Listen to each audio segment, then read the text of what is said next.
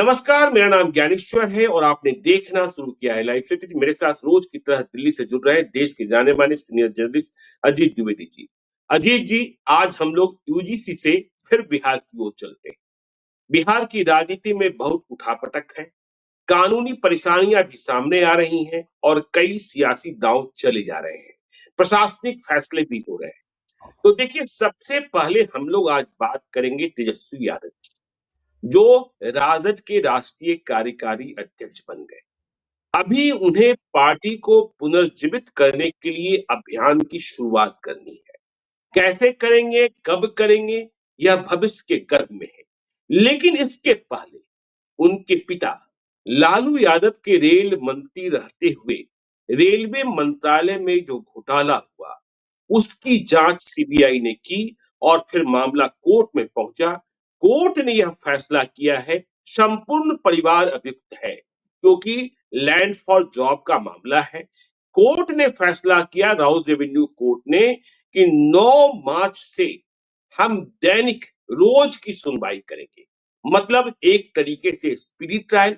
तो अब तेजस्वी यादव राजनीतिक रूप से संभलें, पार्टी को पुनर्जीवित करें, पार्टी को लड़ाका बनाएं। इसके पहले ही उनके सामने चुनौती आ गई। हमने और आपने चारा घोटाले के दिनों को देखा है कि कैसे लालू यादव चारा घोटाले में फंसने के बाद जब अदालती कार्रवाई शुरू हुई तो वह कमजोर होते चले गए और फिर संभलने का मौका नहीं मिला। तो तेजस्वी यादव की बात होगी, लालू यादव, राबड़ी देवी, तेज प्रताप यादव, मीसा भारती, हेमा यादव, सभी फंसे हैं। और कोर्ट ने, देखिए, जो हाजिरी थी, यह कहकर मोहलत दी। लालू यादव, राबड़ी देवी ने उम्र का हवाला दिया, तेजस्वी यादव ने खराब सेहत का हवाला दिया, फिर भी उन्हें एक दिन पहले बताकर फरवरी महीने में हाजिरी देनी है। दूसरी बात देखिए, आज उपेंद्र कुशवाहा ने, राष्ट्रीय लोक मोर्चा में क्या सब चल रहा था। उपेंद्र कुशवाहा ने आज दिन में पटना में प्रेस कॉन्फ्रेंस की और कहा कि काराकाट से, माफ कीजिएगा, दिनारा से जीते हुए विधायक आलोक सिंह बिहार प्रदेश राष्ट्रीय लोक मोर्चा के प्रदेश अध्यक्ष होंगे। वहां मधुबनी से जीते विधायक माधव आनंद भी मौजूद थे, रामेश्वर महतो गायब थे। स्नेहलता कुशवाहा की मौजूदगी ना मौजूदगी कोई मायने नहीं रखती है। तो उपेंद्र कुशवाहा ने, जो विधायक टूटते हुए दिख रहे थे, उन्हें फिर से बाहर बुला लिया है, उन्हें फिर से अपने पास बुला लिया है। रामेश्वर महतो का अता पता नहीं है। अब तीसरी बात जो हम लोग आज करेंगे, बिहार के डिप्टी सीएम, भूमि सुधार राजस्व मंत्री विजय कुमार सिन्हा की। उन्होंने कहा है, मैं कफन बांध कर निकला हूं, मुझे किसी बात की कोई परवाह नहीं है। नए नियम बना दिए गए हैं, भूमि विवाद में पुलिस की भूमिका सीमित कर दी गई है। गया में जब जन सुनवाई कर रहे थे विजय सिन्हा कल ही, तो वहां उनके ही विभाग के प्राधिकारियों ने हंगामा किया। इसके बाद उन्होंने एक अंचलाधिकारी को वहीं सस्पेंड करने का ऐलान किया। तो पूरी बातचीत में तीनों विषय आएंगे। शुरुआत करते हैं तेजस्वी यादव से। अजीत जी। देखिए ज्ञानेश्वर जी, एक तो हम लोगों की जो न्याय प्रणाली है, एक तो उसी पर जी। इतना बड़ा सवाल है। तब ये हम लोग तेजस्वी यादव और उनके पूरे परिवार की जो कानूनी मुश्किलें हैं उस पर चर्चा करेंगे, उसका क्या राजनीतिक पहलू है। लेकिन ये देखिए, ये मामला 2004 से 2009 का है और ये जी। 2009 में लालू यादव रेल मंत्री से हट गए थे। उनको रेल मंत्री से हटे हुए 17 साल हो गए। इस 17 साल के बाद ये मुकदमा अभी ट्रायल शुरू होने जा रहा है, अभी आरोप तय नहीं हुए हैं। ये एक कैसी, कितने दुर्भाग्य की बात है। हम लोग के देश की जो अपराध न्याय प्रणाली दुनिया के किसी भी सभ्य विकसित लोकतांत्रिक देश में इस तरह की कल्पना नहीं की जा सकती है कि कोई घोटाला हुआ है, उसकी शिकायत मिले भी कई बरस हो गए और अभी आरोप तय नहीं हुए हैं। ये इस तरह के मामलों में आरोप तय होने चाहिए, क्योंकि आपको एक मिसाल बनानी होती है।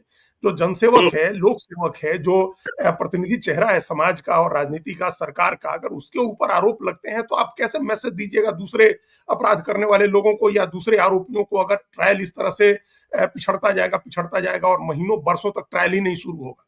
तो ये इस पर एक विचार करना चाहिए, क्योंकि अभी उसी समय का एक और मामला है, आईआरसीटीसी का घोटाला, जो रेल मंत्री रहते हुए ही, लालू यादव के रेल मंत्री रहने के 2004 से 2009 के बीच का ही मामला है। वो भी जब रांची और पटना में और पुरी में टेंडर दिए गए होटल्स के एक निजी कंपनी को, और उसको लेकर के भी मुकदमा है, उसमें भी आरोप तय हो गए हैं। जी तो आरोप तय होना और मुकदमे की सुनवाई करना एक निश्चित समयबद्ध तरीके से ये काम होना चाहिए। बिल्कुल पहली टिप्पणी तो हमारी ये थी।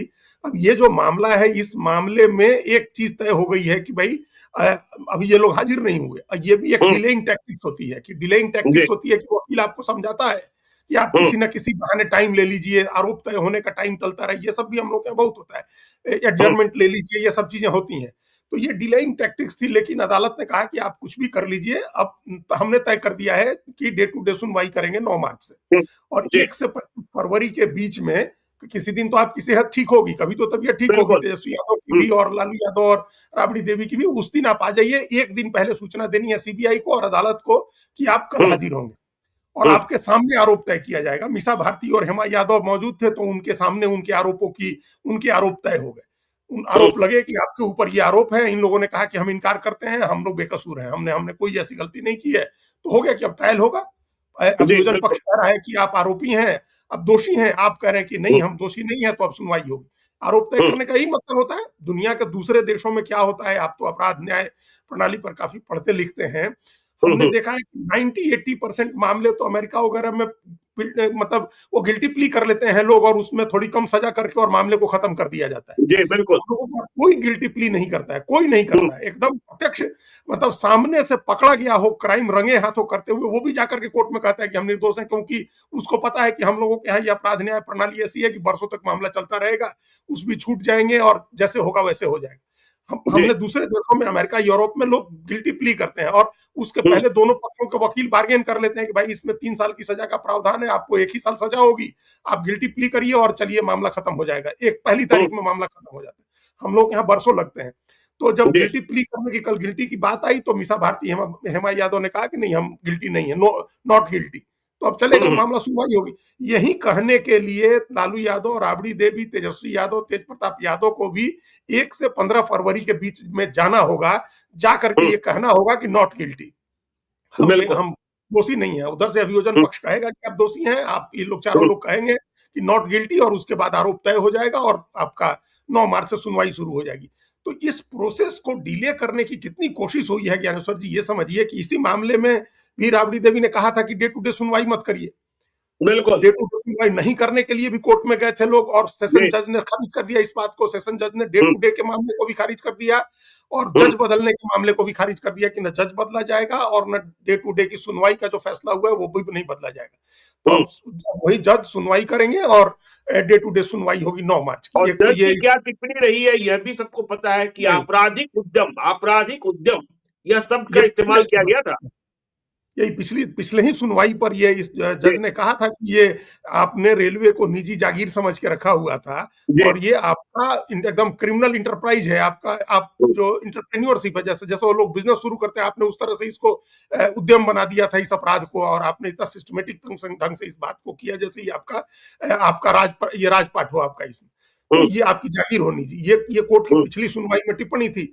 तो इसका मतलब कि जब जब कोई भी जो आरोपी होता है, जज बदलने की बात करता है, डे टू डे सुनवाई रोकने की बात करता है, सेहत के बहाने डिलेइंग टैक्टिक्स लगाता है, हाजिर नहीं होने की बात करता है, तो इससे इस बात समझ जाते हैं जज लोग। उसके बाद उनकी टिप्पणी आती है जो हम लोगों को देखने को मिली, वो टिप्पणी। जी तो ये तो कानूनी पक्ष है इसका कि सुनवाई जब शुरू हो जाएगी ज्ञानेश्वर जी, तो डे टू डे सुनवाई होगी, तो आप गवाह पेश करेंगे, सबूत पेश किए जाएंगे, वो सब जांच करके रिपोर्ट है सीबीआई के पास, उसके सबूत आएंगे, गवाहियां होंगी, उस पर आर्गुमेंट होंगे, सब ऊपर आप दूसरे गवाह होंगे, गवाहों से आप सवाल जवाब करेंगे। जो प्रक्रिया होती है 6 नहीं, 8 नहीं, 10 सुनवाई के बाद, 10 डेट के बाद, 15 डेट के बाद तो मामला कंक्लूजन पर पहुंच जाएगा। और डे बिल्कुल टू डे सुनवाई का मतलब है कि हफ्ते में अगर 4 दिन या 5 दिन भी सुनवाई होती है, तो ज्यादा से ज्यादा 3 हफ्ते में सुनवाई पूरी हो जाएगी और फैसला सुरक्षित हो जाएगा। फैसला कब आता है ये जज के ऊपर है, चूंकि जजों के पास बहुत सारे मुकदमे होते हैं, बहुत सारे फैसले लिखने होते हैं। इसके जी बावजूद भी हम लोग तय मान के चले कि डे टू डे सुनवाई शुरू होगी, तो उसके बाद बहुत ज्यादा समय नहीं लगेगा इस मामले का फैसला आने में। जी और अभी अगर अगर उस मामले में फैसला, हम लोग अभी अगर ही कहेंगे, चूंकि बहुत ही शुरुआती स्टेज है, फैसला अगर आया, दोषी ठहराए गए सारे लोग, जी तो ये बहुत बड़ा झटका होगा, एक तो पूरे परिवार के लिए, और बिहार की राजनीति के लिए भी एक बड़ा टर्मोइल वाली स्थिति होगी, बड़ी उठापटक वाली स्थिति बिहार की राजनीति में भी पैदा होगी। क्योंकि हम्म ये जो फॉर गारंटेड अपने किसी भी पोजीशन को कोई भी पार्टी या कोई भी नेता फॉर गारंटेड नहीं मान सकता है। हम्म आप सबसे बड़े नेता हैं, इसमें कोई संदेह नहीं है। परिवार तो हो सकता है कि पार्टी आपके साथ ही रहे, लेकिन अगर आप तेजस्वी यादव अगर दोषी ठहराए जाते हैं तो उसके बिल्कुल। बाद जो राजनीति, प्रदेश की राजनीति बदलेगी, उसमें हम्म बहुत सारी चीजें हो सकती हैं जो नुकसानदेह है, राजनीतिक रूप से बड़ा नुकसान करने वाला है। क्योंकि जी। उसमें हो सकता है कि इसमें सजा 3 साल की होती है, 4 साल की होती है, 7 साल का अपराध है। ये पीएमएलए के हम्म केस है, इसमें ईडी हम्म का भी मामला आएगा इसमें। तो इस मामले में अगर अपराध साबित होता है, फिर ईडी का मामला आता है पीएमएलए में, तो 3 साल 4 साल की सजा अगर हो जाती है, जी। तो जेल जाना हम्म पड़ेगा, ऊपर से भले सजा हम्म रुके। तो ये हम्म पूरा 360 डिग्री का चेंज जो होगा राजनीति में, और वो हम्म करियर में तेजस्वी यादव के, ये सब हो जाएगा, ये पूरी तरह से हो जाएगा। और ये हम इसलिए कह रहे हैं क्योंकि कई पार्टियां इसकी ताक में बैठी हुई हैं, उस स्पेस में, अपोजिशन के स्पेस में राजनीति करने के लिए, जिसमें कांग्रेस पार्टी भी है। कांग्रेस बिल्कुल। पार्टी ने भी जो दूरी बनाई है आरजेडी से, उसका मकसद यही है कि उसको दिख रहा है कि आरजेडी की समस्याएं बढ़ने वाली हैं, परिवार हम्म के भीतर की समस्या बढ़ रही है, पॉलिटिकल जो चैलेंजेज हैं वो बढ़ रहे हैं, और लीगल चैलेंजेज आपके सामने हैं, कानूनी चुनौतियां तो आ ही गई, अब बड़ी मुश्किल हो गई कानूनी हम्म परिवार के सामने। तो अगर सीबीआई के केस में ये जो अपराध साबित होता है और सजा होती है, तो दूसरे लोगों को राजनीति करने का स्पेस मिलेगा। देख प्रशांत किशोर, देखिए पहले से राजनीति के स्पेस लेने के लिए, अपोजिशन का स्पेस कब्जा करने की राजनीति कर रहे हैं। कांग्रेस हम्म पार्टी ने अपने को अलग कर लिया है आरजेडी से, और परिवार के भीतर, पार्टी के भीतर भी बहुत बहुत अच्छी स्थिति नहीं है। मतलब हार बिल्कुल। के बाद सब व्यक्ति, हम लोगों ने देखा ना कि वो भले चाहे जिस मकसद से कहा हो, लेकिन हम लोगों ने देखा मनेर के विधायक भाई वीरेंद्र को जिस दिन जैसे राष्ट्रीय कहा कार्यकारिणी कि की बैठक थी, उन्होंने उसके हम्म एक दिन पहले प्रदेश का, मतलब राष्ट्रीय कार्यकारिणी की बैठक से एक दिन पहले उन्होंने तमाम चुनाव लड़ने के मेथड पर सवाल उठाए कि किस तरह हम्म से तैयारी हुई। तो कहीं ना कहीं तेजस्वी यादव के आसपास के जो लोग हैं, जो राजनीतिक सलाहकार हैं उनके, और राजनीतिक सलाहकार से ज्यादा तो वो सब लोग फैमिली कंसल्टेंट बन गए हैं। परिवार के भी सारे बिल्कुल। मामले वही लोग सुलझा रहे हैं, राजनीति में तो फेल हम्म हो गए सब, हम्म बुरी तरह से फेल हुए राजनीति में। परिवार के भी मामले होते हैं, लेकिन परिवार में झगड़े होते हैं तो लोग आजकल फैमिली कंसल्टेंट के पास जाते हैं सलाह करने के लिए, वो कंसल्टेंट भी यही लोग बन गए हैं। तो जी। उन तमाम लोगों को इस परिवार के लोग तो निशाना बना ही रहे हैं, रोहिणी आचार्य कर रही हैं, तेज प्रताप यादव कर ही रहे थे, अब बाहर के लोगों ने भी निशाना बनाना शुरू कर दिया, इशारों इशारों में ही किया, लेकिन किया जरूर। कि हम्म ये जब सवाल उठा रहे हैं रणनीति पर, तो जाहिर है कि जो रणनीति बनाने वाले लोग हैं उन पर सवाल उठ रहे हैं। तो हम्म पार्टी के भीतर, परिवार के भीतर मुश्किलें ऑलरेडी एग्जिस्ट कर रही हैं, कोलिशन के भीतर, अलायंस के भीतर मुश्किलें आ गई हैं। आपने बिल्कुल आ एक गए। छोटे से ही सही, जो झारखंड में नेता है हेमंत सोरेन को आपने नाराज कर दिया टिकट के समय में, और हम्म आपकी ऐसी राजनीतिक हैसियत अभी नहीं बनी है कि आप अखिलेश यादव की तरह जाएं और ममता बनर्जी आपका स्वागत करें और ममता बनर्जी के साथ आप राजनीति करें। आपने की होती अगर राजनीति, तो ये हम्म एक मौका था कि आप अपोजिशन में के तमाम नेताओं का सद्भाव हासिल करते। अभी सब बिल्कुल। आपके पास में हो सकता है बोलेंगे, लेकिन वैसा हम्म सद्भाव आपने कहाँ बनाया? आप कहाँ गए जाकर के? आप जैसे शिवपाल यादव ने, ये माफ करिएगा, अखिलेश यादव ने जाकर के अनकंडीशनल सपोर्ट अनाउंस किया ममता बनर्जी को, आप भी जाकर के कराते, पहले जाकर के बात कराते वहां, हम्म भाई हमारा भी, हमारे बिहार के तो ज्यादा वोटर हैं वहां, हम आपका हमारा समर्थन है। लेकिन आपने वो भी बिल्कुल। नहीं किया, आप वो राजनीति भी जी। नहीं कर रहे हैं। कांग्रेस पार्टी से हम्म दूरी बढ़ी हुई है, हेमंत सोरेन से दूरी बढ़ी हुई है, नया संबंध आप गठबंधन में बना नहीं रहे हैं, ऐसा आइसोलेशन में चले गए अपने आइवरी टावर में जाकर के, आप बंद हो गए, आपको कोई मतलब ही नहीं है कि दुनिया में, देश में क्या राजनीति हो रही है। तो हम्म ये इस तरह की जो राजनीति है, इसका राजनीतिक रूप से आप कमजोर हुए हैं, चैलेंज फेस कर रहे हैं, पार्टी का चैलेंज फेस कर रहे हैं, परिवार का चैलेज फेस कर रहे हैं, और एक बड़ा लीगल चैलेंज आपके सामने आ गया और है। अब तो अजीत जी, जब आप कोर्ट को कह रहे हैं कि मेरी सेहत खराब है और यदि आप सड़कों पर निकलेंगे तो फिर जगहसाई होगी, तो जो कोर्ट को आपने कहा है कि मेरी सेहत खराब है, तो आपकी सेहत चाहे जैसी ही हो, आपको सेहत खराब की तरह ही दिखना पड़ेगा। दिखना पड़ेगा, कम से कम थोड़े दिन तो आपको बंद रहना होगा जी। घर में, कि आपकी हम्म सेहत खराब है। और हम्म ऐसा भी नहीं है कि आपका सेहत का हाल जानने 100 200 500 1000 लोग पहुंच जाए तो आप जाकर के उनको दर्शन देंगे, आप मिलेंगे ही नहीं। तो जी। इस तरह की तो उनकी पूरी राजनीति की शैली जो है, उस हम्म शैली को बदलने की जरूरत है। हम्म एक जितने यंग हैं, हम उस दिन भी कह रहे थे कि संभवतः सबसे यंग लीडर हैं वो, फर्स्ट लाइन बिल्कुल। के, मेन लाइन के। बाकी सब अभी जो हम्म उनसे कम उम्र के हैं, वो लोग अभी मुख्य धारा की राजनीति में नहीं आए हैं। मतलब हम्म जैसे आदित्य ठाकरे ही एक होंगे जो, बाकी जो सेकंड लाइन है उसमें सबसे यंग लीडर है, 36 साल 35 साल उनकी उम्र है। 26 साल की उम्र में आप उप मुख्यमंत्री बने थे, 25 साल की उम्र में आपको इतना एक्सपीरियंस हो गया, 3 बार के नेता प्रतिपक्ष हैं। आपको तो अपनी शैली ऐसी रखनी चाहिए कि एकदम जेन जी और मिलेनियल यूथ जो है आपके साथ कनेक्ट हम्म करे, आपके पीछे खड़ा हो।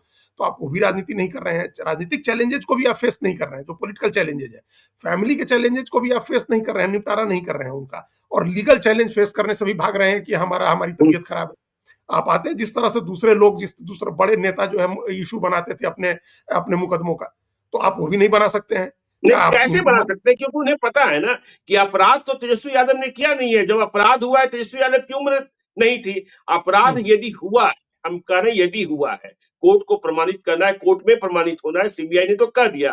तो जो भी अपराध है वह तो लालू यादव के स्तर का है। तो पिता को बचाना है इसलिए यह कह नहीं सकते, क्योंकि यह लाभुक है। तो वहीं तो मामला फंस गया है ना, कैसे हाँ राजनीति लेकिन, करनी? हाँ जैसे आप कह रहे हैं ना कि नहीं हुआ है अपराध, हम लोगों ने नहीं किया, पूरा परिवार कह रहा है कि नहीं किया है, जी। लेकिन ये जो टेक्निकल पॉइंट्स है, अब हम जहां हम्म, तक समझते हैं, कोई लीगल एक्सपर्ट आपको बेहतर बता सकेगा, हम्म, प्रोसीड ऑफ क्राइम अगर है, किसी काम में अगर प्रोसीड ऑफ क्राइम है, उस हम्म। अपराध की कमाई अगर मिली हुई है आपको, और हाँ, आपने उस तब हो कमाई गए। को डिसोन नहीं किया है, तो आप अपराधी हैं, बिल्कुल, आप उसमें शामिल बिल्कुल, पाए जाएंगे। अगर आपके नाम बिल्कुल। से जमीन है, आपने थोड़ा डिसोन किया, उसको अपराध की कमाई है, तो आपको आपके ऊपर लगेगा मामला ये वहीं बात। फंस गया है। जी, बिल्कुल। तो ये फंसेगा। लेकिन हम हुँ, लोग एक एक मिसाल हम लोग देखे थे ना लालू यादव का, जब उनके चारा घोटाले का मामला हुआ, जब अरेस्ट करने के बाद रिक्शे से निकले थे लालू यादव, और जी, पटना की जी। सड़कों पर हुजूम निकला था, उन्होंने जाम करवा दिया था, सारा पूरा पटना जाम था। उससे हुँ, भी पहले देखिए, जब इंदिरा गांधी को अरेस्ट किया गया था 77 में, तो पूरी दिल्ली जाम हो गई थी। संजय गांधी बिल्कुल। और कमलनाथ के साथ राजनीति, संजय गांधी के साथ राजनीति करने वाले लोग जो थे, कमलनाथ थे, उसमें जगदीश टाइटलर थे, दिल्ली के तमाम बड़े नेता हरकिशन लाल भगत थे, और हुँ, सज्जन कुमार, और हजारों के हजारों सड़कें, सारी सड़कें भरी हुई थी दिल्ली की, लोगों ने ऐसा हुजूम बना दिया, और उसी दिन हुँ, माहौल बन जाता है। आप किसी चीज का कोई माहौल नहीं बना सके, आप सहानुभूति भी नहीं ले सके, इस बार अपने काडर को इनर्जाइज नहीं कर सके।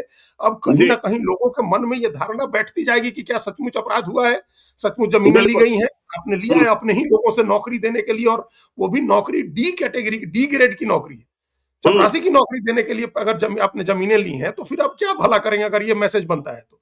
ये केस भी उस तरह का है, केस भी ऐसा हुँ, नहीं है कि कोई आपने 50,000 करोड़ रुपए का कोई ऐसा घोटाला किया है तो चल भी जाए। ये इस तरह का बिल्कुल। घोटाला है इसमें कि जमीन आपने ली है डी कैटेगरी में नौकरी देने की के लिए अपने ही लोगों से। अगर ये हुँ, बात प्रमाणित हो जाए, तो ये तो बड़ा भारी सेटबैक होगा ना। तो ये कि इससे इससे तो जो मामला एक बनता है, जो प्रधानमंत्री मामला बनाते हैं, अब उसका दूसरा एक और पहलू यही है कि हुँ, ये मुकदमा एक मिसाल बनाने के लिए भी हो सकता है कि इसके नतीजे आए और उसका इस्तेमाल हो राजनीतिक स्तर पर। जब बिल्कुल। प्रधानमंत्री हर जगह जहाँ जाते हैं वहां परिवारवाद कहते हैं, तो परिवारवाद के साथ भ्रष्टाचार जरूर कहते हैं। सिर्फ जी, परिवारवाद कोई मामला नहीं है, परिवारवाद हो तो वो फिर वो कोई बुरी चीज नहीं है। हुँ, परिवारवाद है तो ठीक है, मान लीजिए एक नेता का बेटा है, तो नेतागिरी नहीं करेगा तो क्या करे, वो खेती करने लगे जाकर के, अगर पढ़ा लिखा नहीं है तो अगर वो नेतागिरी कर रहा है तो उसमें दिक्कत नहीं है, इसलिए वो भ्रष्टाचार उसमें जोड़ते हैं साथ के साथ। तो हुँ, अगर ये तो दोनों चीजें प्रमाणित होंगी, आज के तारीख में, आज के समय में जनता को सबसे ज्यादा निराश करने वाली जो चीजें हैं, वो परिवारवाद और भ्रष्टाचार का मेल है। जनता बिल्कुल। इस बात को फीड अप हो गई है एकदम कि आप जिसको देखिए वो अपने बेटे को नेता बना रहा है और फिर मिल करके पैसे लूट रहा है। अगर ये बात साबित होती, इस बात में अपराध साबित होता है, तो फिर ये हुँ, बहुत बड़ा ब्लो होगा, एकदम बड़ा ब्लो होगा पार्टी के लिए, पार्टी की नींव हिल जाएगी। देखिए, आपने ये बात ठीक कही कि जब से लालू यादव गए जेल में, हुँ, उसके बाद बिल्कुल। पहला चुनाव 2000 का था, और उस हुँ, 2000 के चुनाव में 95 का पूर्ण बहुमत वाला चुनाव, और उसके बाद 2000 का चुनाव देखिए कि इतना बहुमत नहीं आया कि आप सरकार बना लें। उसी नहीं, समय नहीं, तो अजीत जी, नीतीश कुमार 7 अजीत दिन जी, के लिए सीएम बने। मुझे वे दिन तो याद है ना। देखिए, मैं तो उस दिन में पटना में लगातार रिपोर्टिंग कर रहा था, फॉरेन स्कैम की रिपोर्टिंग कर रहा था, सीबीआई की रिपोर्टिंग कर रहा था। लालू यादव की दिनचर्या ही बिल्कुल अस्त व्यस्त हो गई थी। वह शाम को जैसे ही उनके जितने सारे वकील थे, वकीलों की पलटन, और फिर सवाल जवाब, सरकारी काम से उनका मतलब ही नहीं रह गया था, अदालती काम से मतलब रह गया था। तो फिर वैसी ही स्थिति तेजस्वी यादव के सामने भी आने वाली है कि भाई, लालू यादव की उम्र हो गई, राबड़ी देवी की उम्र हो गई, लेकिन जो भविष्य है तेजस्वी यादव, यदि वह भी सिर्फ अदालती कार्यवाही में फंसेंगे तो राजनीति कहां से होगी, और विपक्ष के रूप में जो उन्हें दायित्व मिला है वह कहां से पूरा होगा? हाँ, और देखिए, जिस समय की आप बात कर रहे हैं, उस समय तो कम से कम सरकार थी हाथ में। जब आपके बिल्कुल। पास सरकार हो तो फिर बहुत सारे संसाधन आपके पास होते हैं, बहुत सारे लोग होते हैं, बहुत सारी चीजें हम्म, होती हैं आपके पास। तब आप राम जेठमलानी को भी राज्यसभा भेजते थे, कपिल सिब्बल को भी राज्यसभा भेजते थे। आज हम्म, तो ऐसी कोई स्थिति भी नहीं है, आपके पास सरकार भी नहीं है, आपके पास विधायक भी नहीं है, आपके पास ताकत भी नहीं है, ना एमपी है, ना एमएलए है। कौन उठाएगा जाकर के? पार्लियामेंट में भी सवाल उठाने वाले आपके पास 4 आदमी नहीं है, अगर आपने बेहतर ढंग से कोऑर्डिनेट नहीं किया अपोजिशन के साथ तो। तो जी ये तमाम आ गए हैं, ये कंस्ट्रेंट अलग से हैं आपके, आप अपोजिशन के नेता हैं, आपको ज्यादा घूमने की जरूरत है, ज्यादा मेहनत करने की जरूरत है, आप उस समय कानूनी पचड़े में फंस गए। तो ये एक बड़ी समस्या उनके सामने खड़ी हो गई है। अब इससे निपटने के लिए वो क्या स्ट्रेटजी बनाते हैं, इससे पता चलता है। कई बार देखिए, बड़े नेता की पहचान संकट के समय में भी होती है, मुश्किल के समय में भी नेता की पहचान होती है। अब इस जी। मुश्किल समय से निपटने के लिए क्या करते हैं तेजस्वी यादव और लालू यादव, क्या स्ट्रेटजी बनाते हैं, ये देखने की बात है। तो चलिए देखिए स्ट्रेटजी क्या बनाते हैं देखने की बात होगी, लेकिन तेजस्वी यादव और लालू यादव, राबड़ी देवी, सभी का संकट बढ़ता हुआ दिखाई पड़ रहा है। 9 मार्च के बाद दैनिक सुनवाई होगी। अब आगे चलते हैं उपेंद्र कुशवाहा की चाल। आज उपेंद्र कुशवाहा ने सधी हुई चाल चली। जो लोग यह उम्मीद कर रहे थे कि उनकी पार्टी के 3 विधायक टूट जाएंगे, 4 में 3, तो उनमें से एक प्रदेश अध्यक्ष बना दिए गए आलोक सिंह। दूसरे माधव आनंद वहां मौजूद रहे, रामेश्वर महतो गायब रहे। एक बात तो साफ है कि जो तिकड़ी बनी थी, जो लग रहा था कि ये टूट सकते हैं, उसे उपेंद्र कुशवाहा ने तोड़ दिया है। उसे उपेंद्र कुशवाहा ने तोड़ दिया है। तो आलोक सिंह, अब देखिए समीकरण भी उन्होंने साधा। काराकाट का लोकसभा चुनाव हमें और आपको याद है किस तरीके से पवन सिंह के कारण वह चुनाव हारे। अकेले आलोक सिंह थे जो उस बुरे वक्त में भी, जाति के राजपूत होने के बाद भी, वह उपेंद्र कुशवाहा के साथ खड़े थे। इसी कारण टिकट भी मिला। तो अब आलोक सिंह को अध्यक्ष बनाकर, प्रदेश अध्यक्ष बनाकर उपेंद्र कुशवाहा ने पार्टी के विधायक दल को टूटने से बचाने का काम किया है और अपनी राजनीति आगे बढ़ाई है। अजीत जी। हाँ बिल्कुल, और ये भी राजनीति की है ना, जो उस इलाके में, शाहाबाद के इलाके में, उपेंद्र कुशवाहा को पता है कि राजपूत और कुशवाहा वोट अगर साध लिया तो फिर जहां से लड़ेंगे वहां से चुनाव जीत सकते हैं, अगर ये दोनों वोट सध गए। तो ये भी साधा है उन्होंने, एक पार्टी के प्रति कमिटमेंट वाले, अपने प्रति कमिटमेंट वाले व्यक्ति को प्रदेश अध्यक्ष भी बनाया। और दिनारा की लड़ाई मामूली थोड़ी थी, हम ही लोग गिन रहे थे कि कितने राजपूत लड़ रहे हैं और कितने लोग एक दूसरे को हराने के लिए उसमें काम कर रहे थे दिनारा सीट पर। अभी वहां से जीते आलोक सिंह। तो उसका मतलब वो पूरा शाहाबाद के इलाके का भी एक जातीय सामाजिक समीकरण जो है वो उपेंद्र कुशवाहा ने साधा, राजपूत प्रदेश अध्यक्ष बना करके। और ये भी दिखा दिया अब रामेश्वर महतो कहीं जाए, अब वो पार्टी से अलग नहीं हो सकते हैं और पार्टी व्हिप का उल्लंघन भी नहीं कर सकते हैं। अब वो जब तक 3 लोग थे तब तक तो ये संभावना थी कि 3 लोग एक तरफ चले जाएंगे तो वो बहुमत हो गया उनका, फिर वो पार्टी नया नया विधायक दल बना सकते हैं, वो लोग नया अपना नेता चुन सकते हैं। वो भी नहीं हुआ। इसका एक मैसेज ये भी है ज्ञानेश्वर जी कि एनडीए के लीडरशिप का भरोसा और उनका उनका पूरा समर्थन उपेंद्र कुशवाहा को है। अगर ये एनडीए का समर्थन नहीं मिल रहा होता, बीजेपी और जेडीयू दोनों के शीर्ष नेताओं का अगर समर्थन उनके साथ नहीं होता, ताकत उनके साथ नहीं होती, तो ये मैनेज नहीं होता ये क्राइसिस। तब तो फिर ये तो उधर तो सब कौन बड़ा दल रहे, कौन बड़ा दल बन जाए, इसकी कोशिश लगी हुई है। तो कोई शामिल करा लेता 3 लोगों को। तो इसका मतलब ये हुआ कि अभी आपने देखा ना, देखिए हमने कहा सधी हुई चाल। 2 दिनों पहले हम लोग की मुलाकात भी दिल्ली में हुई कि उपेंद्र कुशवाहा के बेटे दीपक प्रकाश जब दिल्ली आए तो उन्होंने ललन सिंह से भी मुलाकात की और उन्होंने चिराग पासवान से भी मुलाकात की। चिराग पासवान को बड़ा भाई कहा और हमने आपको वह जानकारी भी दी थी कि दिल्ली में इस बात की चर्चा है कि चिराग पासवान भी इस बात के पक्षधर हैं कि यदि उपेंद्र कुशवाहा को राज्यसभा भेजने के लिए कमिट किया गया है तो उस कमिटमेंट को पूरा किया जाए। नहीं तो आगे क्या होगा कि यदि मेरे साथ कोई कमिटमेंट होगा, वह भी कमिटमेंट टूट जाएगा। तो चाल तो चल रहे हैं उपेंद्र कुशवाहा।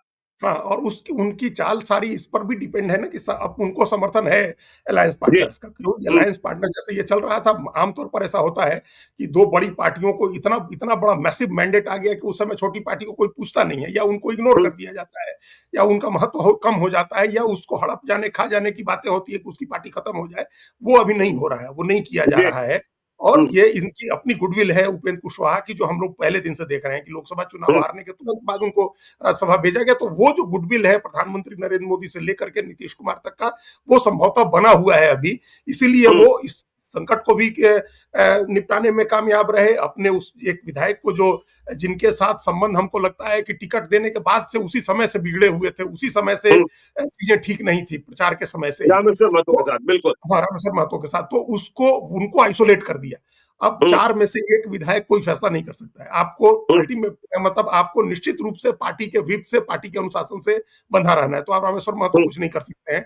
अगर वो कुछ करेंगे और पार्टी ने लिख करके दे दिया तो उनकी सदस्यता चली जाएगी, चूंकि एनडीए की सरकार है, एनडीए के स्पीकर है। तो ये उनके बिल्कुल सामने बड़ा संकट है कि वो अब कुछ नहीं कर सकते, तो उनको आइसोलेट कर दिया, पार्टी को कंसोलिडेट कर लिया, अपने प्रति समर्थन भी दिखा दिया कि तमाम एनडीए के लोगों का समर्थन है, और जो हम्म, शाहबाद का जातीय समीकरण है उन्होंने उसको भी साध लिया। तो ये जो हम्म, लग रहा था कि उनके अच्छे दिन आए थे, उसमें फिर अच्छे दिन में अब समस्या आ रही है, तो वो एक मैसेज है कि अभी अच्छे दिन चल रहे हैं उनके। और बिल्कुल चिराग पासवान अगर इस ग्राउंड पर सपोर्ट कर रहे हैं, और ये ग्राउंड उपेंद्र कुशवाहा भी निश्चित रूप से एनडीए के नेताओं के सामने रखेंगे कि भाई हमने, हमारे पास एमएलसी का पद था, हमने किसको बनाया ये हमारा फैसला हम्म, है, और हमने किसको मंत्री बनाया ये हमारा फैसला है। आपका कमिटमेंट है अगर राज्यसभा देना तो आपको देना चाहिए, उसमें क्या है, आप फिर आपकी बात पर कौन यकीन करेगा। और बिल्कुल बिहार की राजनीति अभी ऐसी नहीं हो गई है भारतीय जनता पार्टी के लिए कि वो अकेले 150 सीट 140 सीट जीत रही है। हम्म, अभी तक तो बीजेपी ने 100 पार नहीं किया है। हम्म, 91 उसका हाईएस्ट रहा था, ये सेकंड हाईएस्ट है उसका। तो ये, जी और ये भी नीतीश कुमार के साथ रहने से ही होता है। अकेले बिना बिल्कुल नीतीश कुमार के तो भारतीय जनता पार्टी 53-54 सीट पर थी हम्म, 2015 में। तो ये इस हकीकत को भारतीय जनता पार्टी के नेता समझ रहे हैं, तो उनको भी ये डिसीजन लेना होगा कि हमने जो कमिटमेंट किया है उस कमिटमेंट से पीछे नहीं हटे। और जी इसके लिए जरूरी था कि भूपेंद्र कुशवाहा की ताकत दिखे। तो वो हम्म, ताकत दिखी, उनका समीकरण दिखा, उनकी ताकत दिखी, उनकी पार्टी अगर उनके साथ एकजुट है, तो बीजेपी को भी कोई भी डिसीजन लेने के पहले पॉजिटिव वे में हम्म। सोचना पड़ेगा उनके प्रति। नहीं देखिए, दिल्ली में तो इस बात की भी चर्चा है जी कि दीपक प्रकाश का ही मसला, कि दीपक प्रकाश कैसे मंत्री बन गए। तो देखिए, उपेंद्र कुशवाहा का तर्क था, और कहा यह जाता है, जो दिल्ली में जानकारी रखते हैं लोग, कि इसमें भी भाजपा की सहमति प्राप्त की गई, क्योंकि उपेंद्र हम्म। कुशवाहा का कहना था कि महुआ से वह अपने बेटे को चुनाव लड़ाना चाहते थे। टिकट चला गया लोजपा आर के बीजेपी पास। को, हाँ। तो बीजेपी ने उस वक्त ही कहा था कि चुनाव के बाद आप अपने बेटे को एमएलसी बना लीजिएगा। हम्म, तो हम्म। उस वक्त बेटे के नाम पर सहमति बन गई थी। जब एमएलसी बना लीजिएगा तो फिर मंत्री बनाने का द्वार भी, अब एमएलसी बनना नहीं, भी है, बिल्कुल, तो यह हाँ। रास्ता उसी वक्त खुल गया था। ऐसी बात है। खैर चलिए, हम लोग चलते हैं विजय सिन्हा की ओर।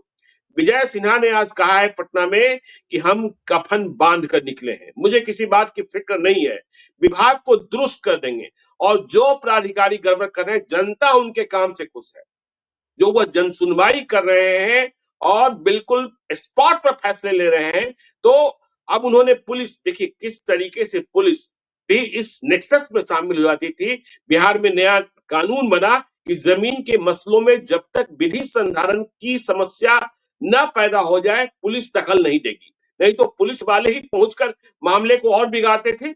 और यदि पुलिस की एंट्री होनी है तो सक्षम प्राधिकार की अनुमति प्राप्त करनी होगी। कल विजय सिन्हा के सामने बड़ी अजीब स्थितियां पैदा हो गई थी, जब उनके ही विभाग के अधिकारी गया में हंगामा काटने लगे थे। तो विजय सिन्हा ने वहीं सस्पेंड करने का आदेश भी सुनाया, और आज फिर कहा कि कुछ भी हो, कफन बांध कर निकला हूं, मुझे किसी बात की चिंता नहीं है, मुझे अटल बिहारी वाजपेयी याद आते हैं। हाँ, ठीक बात है। बिहार में अभी इस तरह का मैसेज देना बहुत ज़रूरी है। जी कम से कम एक मंत्री तो है जो इस तरह का मैसेज दे रहा है।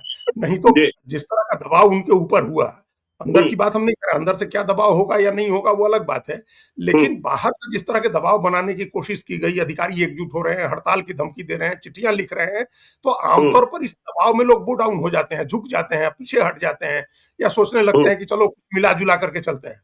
लेकिन विजय सिन्हा ने मिला-जुला करके चलने वाला रास्ता नहीं चुना, पीछे भी नहीं हटे। हम्म, तो जी इसका मतलब इसका नतीजा ये हुआ कि दबाव कम होना शुरू हुआ उनके ऊपर। हम्म, अभी भी कुछ ना कुछ उनके ऊपर दबाव होगा, चूँकि बहुत बड़ी बिल्कुल लॉबी है। सबसे हम्म, ज़्यादा पैसे वाली लॉबी यही शराब और ज़मीन वालों की है।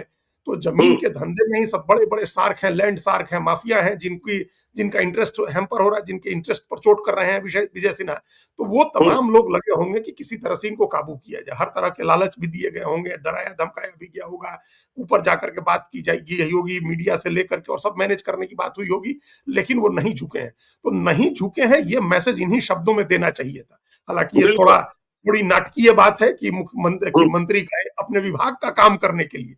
ये हम्म, कहना पड़े कि हम कफन बांध के निकले हैं, तो ये भी एक बड़ा सवाल है सिस्टम के ऊपर, जी कि आप तो अपना जो काम है वही काम कर रहे हैं ना, कोई ऐसा तो काम हम्म, नहीं है कि आप सीमा पर जो जाता है लड़ने वो कफन बांध के जाता है। तो हम्म, वो आप तो वो भी वो थोड़े कर रहे हैं, आप एक सिविल का काम कर रहे हैं, सिविल के काम में इस तरह की बात नहीं होनी चाहिए।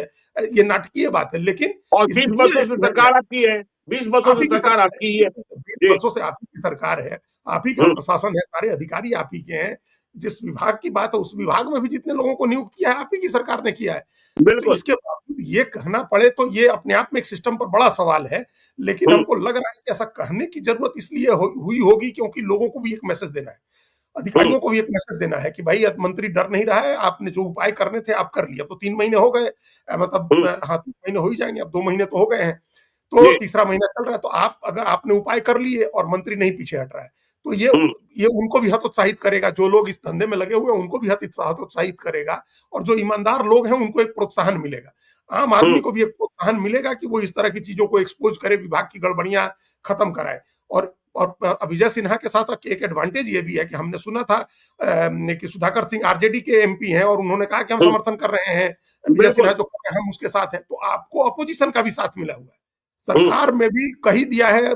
आप अपराधियों के खिलाफ जिस तरह का रवैया सम्राट चौधरी का वो हम लोग देख ही रहे हैं, तो सरकार की तरफ से भी आपको हरी झंडी है, अपोजिशन की तरफ से भी आपके काम पर समर्थन है। तो इस जनता आपके साथ है ही, सोशल मीडिया में हम लोग देख रहे हैं कि किस तरह का वो उनके लिए समर्थन जुट रहा है। तो ये एक परफेक्ट टाइम है कि वो इसी अंदाज में काम करते रहे। उन्होंने जो मैसेज देना था दे दिए। अब मैसेज देने के बाद ग्राउंड लेवल पर काम की जरूरत है, और लॉन्ग टर्म के लिए सारे झंझट जो है, सारे झगड़े निपटाने की जरूरत है।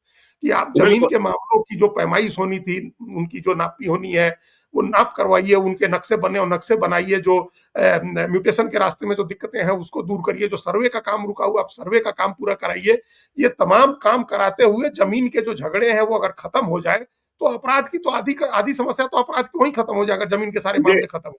ये अपने आप काम पूरा कर देंगे। इनके साथ इनको पूरी ताकत देनी चाहिए है, बिहार के लोग भी दे, मीडिया भी दे, सरकार और अपोजिशन तो इनके साथ है ही। ये करें, ये बहुत इनके काम की तारीफ हो रही है, दिल्ली में भी इनके काम की चर्चा हो रही है। चलिए, तो देखिए दिल्ली में भी विजय सिन्हा के काम की तारीफ है और उपेंद्र कुशवाहा नॉट आउट है, लेकिन तेजस्वी यादव का संकट बढ़ा हुआ है। आगे क्या होगा यह भी बताते रहेंगे। आप देखते रहिए लाइव सिक्स को। यदि अब तक आपने हमारे यूट्यूब चैनल लाइव सिक्स को सब्सक्राइब नहीं किया है तो जरूर कर लीजिएगा, और यदि इस वीडियो को आप फेसबुक पेज के माध्यम से पेज को लाइक कीजिएगा, एंड नेक्स्ट पर भी हमें फॉलो कीजिए।